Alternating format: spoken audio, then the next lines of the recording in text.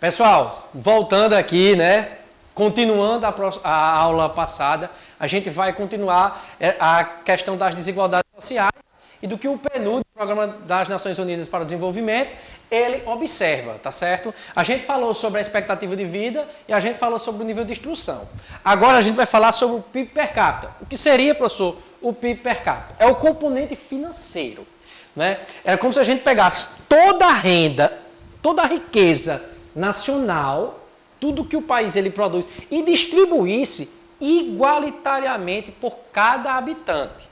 A gente sabe que no capitalismo que a gente vive isso não existe, certo? Por quê? Porque vai existir os lucros, e esses lucros, por exemplo, eles não vão ser divididos. A gente tem jogadores de futebol, por exemplo, eu vou citar o Daniel Alves, jogador de São Paulo, ele ganha aproximadamente 2 milhões de reais por mês, né? Enquanto a média nacional do brasileiro nesta pandemia é de R$ 413 reais. O brasileiro, em média, ele sobrevive com R$ 413 reais. O que não dá absolutamente para pagar nem a despesa que vocês têm na escola. Certo? Então, há essa diferenciação. Percebe-se que o Brasil está entre as 10 maiores economias do planeta.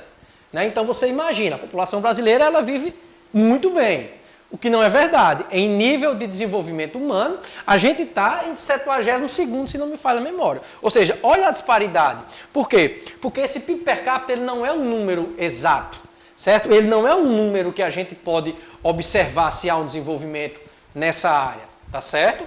É um número hipotético, onde a gente vai observar que se essa renda ela fosse dividida igualitariamente, a situação dos mais pobres era bem melhor. Mas é claro que o sistema que a gente vive ele não vai permitir. Né?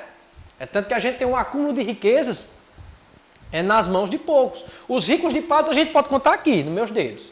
Mas se a gente for contar os pobres, o YouTube ele trava. Tá certo? Vamos passando. Né? A gente tem a situação da pobreza na África. Muitas vezes eu quando eu era mais novo, eu me perguntava por que os africanos são pobres? Eles são determinados a nascer pobres. O que fez com que aquela população ela crescesse pobre e permanecesse pobre? Bem, ali uma série de fatores.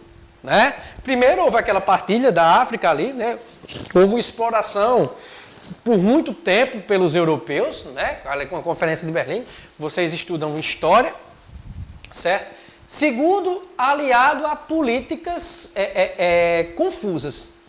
Né? Os africanos eles sofrem bastante aliado a problemas climáticos, né? Aliado a um desenvolvimento de muitos vírus, né? De muitas doenças, elas assolam o continente africano e uma das mais perigosas ali é o vírus da AIDS, né? A gente pode falar também sobre o ebola, ou seja, alguns vírus eles destroem aquela população. Por quê? Porque eles são vulneráveis, né? Principalmente pela questão da saúde, a gente já falou na aula passada. Mas vamos aqui observar. Na África existe a crise de fome. Né? Eu sempre digo, quando eu estou falando esse conteúdo em sala de aula, que não vamos utilizar aquela história, eu estou morrendo de fome. É uma palavra muito pesada. Eu estou sentindo fome. É diferente. Morrendo de fome, gente, é boa parte dessa população que come hoje e não sabe quando vai se alimentar. Tá certo? Essa população, boa parte, elas se alimentam agora e não sabe quando vai se alimentar. Todos vocês aí em casa, vocês sabem que no mínimo vocês fazem 3 refeições, café, almoço e janta. Muita gente dispensa até o café, beleza? Mas o continente africano, ele sofre crises agudas de fome. Isso é terrível, né? As receitas decrescentes das exportações e a necessidade de importações cada vez maiores geraram desequilíbrios na balança comercial. Veja bem, como é que um governo ele pode arrecadar impostos de uma população que não pode contribuir?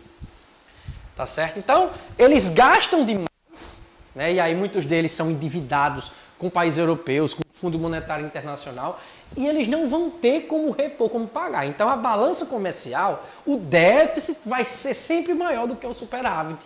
Então, nós vamos ter sérios problemas. Não vai se construir uma escola, não vai se construir um hospital, não vai se construir uma área para que o povo possa ter lazer. Então, ou seja, vai faltar os princípios básicos, que para a gente, hoje aqui no Brasil, a gente já é acostumado a ver a quantidade de escolas, a quantidade de creches. Aqui na África, isso passa a ser um luxo.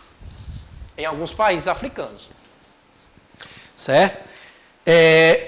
Outra coisa que incomoda bastante é a tragédia do vírus da AIDS. É um vírus silencioso. Né? Que quem tem o vírus não diz, eu tenho AIDS, ninguém vai dizer. Né? Por quê? Com medo do preconceito que a maioria da população tem, né? Porque é uma doença que ainda não tem uma cura, né? O tratamento ele é muito ainda aquém da letalidade viral, tá certo? Então é uma epidemia que ela mata milhões de pessoas no continente africano por ano, né? É uma epidemia que ela mata milhões de pessoas e estima-se que 10% das crianças africanas sejam órfãos da AIDS. O que seriam órfãos da AIDS?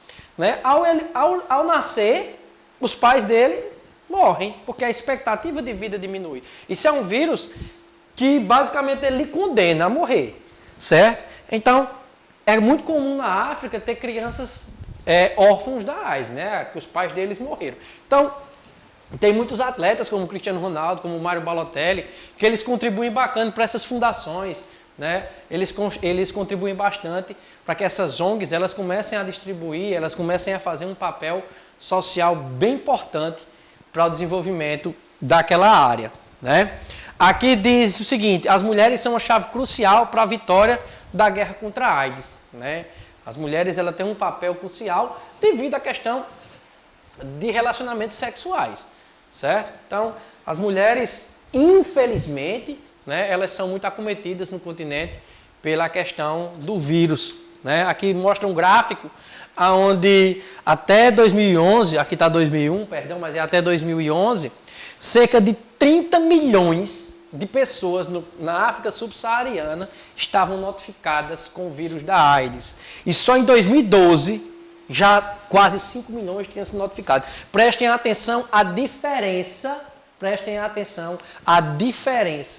né, que nós temos de quem é soro positivo, quem é HIV positivo, da África para o restante do planeta. Então, existe uma grande desigualdade. Hoje, o que impede países como a África do Sul, o que impede países como o Brasil, né, serem considerados países desenvolvidos é essa grave desigualdade social, essa disparidade entre pessoas ricas e pessoas pobres. Né? Então, pessoal, eu busquei enxugar aqui bastante, né, para que vocês, para que não se torne cansativo, certo? Quem precisar, meu contato está disponível, tanto o pessoal de Patos quanto o pessoal de Teixeira, tá certo? O meu contato está disponível. Isabelle, você pediu para eu mandar um alô para você, eu estou mandando um alô para você, né? Você massagear o seu ego, né? Então, pessoal, forte abraço, viu? Beijo a todos. Valeu!